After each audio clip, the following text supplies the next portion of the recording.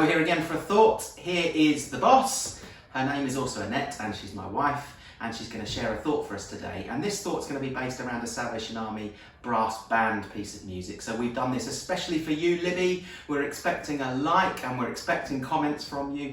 But for the rest of you watching, hopefully a thought that really inspires you today. So I'm going to hand over to Annette and then she'll pray with us at the end. Hi, I hope you're all okay and keeping well and safe in these really strange times that we're facing at the moment. New phrases such as social distancing and self-isolation are becoming part of our everyday. We may feel very helpless, hopeless even in these days, not knowing when life will begin again or if it will ever be the same again. We don't know what normal will feel like, maybe. Being unable to share times with each other, face-to-face conversations, sharing food with each other, sharing hugs with each other can be a real struggle for each of us. It feels like there's no light at the end of what could seem like an endless tunnel. However, in these times of darkness, I've seen examples of people being light to each other, communities coming together to help each other, neighbours getting to know each other, from a safe distance, of course. Even when we're unable to do the practical things, we can shine light to each other by praying for each other. Jesus says in John chapter 8, verse 12, "I am the light of the world. Whoever follows me will never walk in darkness, but will have the light of life." Light gives us direction. It helps things to grow. We use candlelight as a symbol of hope. All of these things that Jesus can be to us too. Now, Dean Goffin wrote my absolute favourite piece of band music around about 70 years ago. It was published around 1950. But still now, all these years later, it still speaks to people. I know it certainly speaks to me whenever I play it and whenever I listen to it. It's inspired by Holman Hunt's painting, The Light of the World, which shows Jesus standing outside a door where plants have overgrown it and it's never ever been opened. The artist depicted it as our minds being shut. However, the score notes to this piece of music ask us to listen to Jesus knocking at our heart's door. There is no handle on the outside of the door, only on the inside. Only we can let him in. There is no force, it is our choice. This piece of music is centred around the tune of Aurelia, which you might associate with the words of "O Jesus, I have promised." But this piece of music is actually referencing the song of "O Jesus, thou art standing outside the fast closed door," which is perfectly referencing the painting, and the verse from Revelation chapter 3 verse 20, which says, "Here I am. I stand at the door and knock. If anyone hears my voice and opens the door, I will come in." As you listen to this fantastic piece of music, take time to reflect and meditate. Listen to the sound of Jesus knocking at your heart's door. Will you make the choice to let him in? How can you be the light just where you are today?